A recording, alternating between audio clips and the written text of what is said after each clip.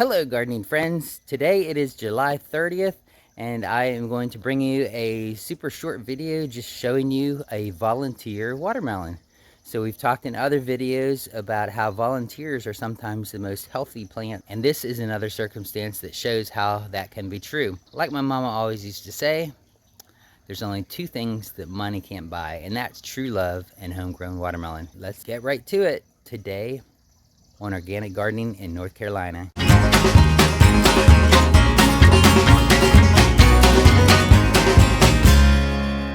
I am growing watermelon in my regular garden that I planted from seed. I'm growing sugar babies there. Show you a picture of that. But I have no idea how these seeds got started, or this seed. Only takes one seed to make a watermelon. So this seed got started right here where we put a little swimming pool out for our grandkids. All right, so look at that. There's the swimming pool. And on the lower side, in the south facing side, which is the best place that you would want to plant a watermelon, somehow a watermelon seed got planted in here. See this vine going all along here? There's the end of it with some blooms.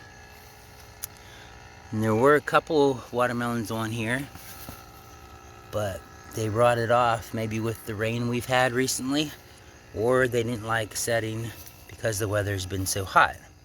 But there might still be time for some other watermelons to pop up here.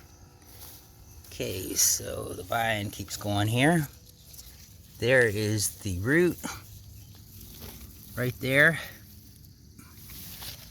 I've actually thought about putting some mulch over this to help keep the grass down and to protect the vine. But I don't know, it might be too late in the season. And there is our watermelon. Wow. It looks a little smaller than the picture I used for the thumbnail. It must have shrunk a little bit. Something strange happened there. But yeah, so this is the other end of it, another vine coming out this way. And it looks like it has some blooms coming up there too.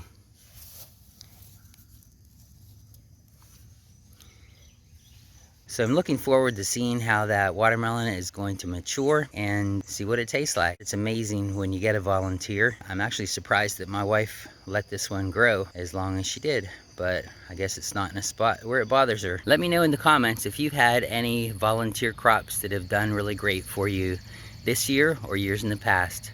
What are your favorite volunteers? Up here I'm going to put a link to my square foot gardening video series. If you haven't seen that yet, you can get started on that right at the beginning. And over here, I'll put a link that Google says that you will like, because Google knows you.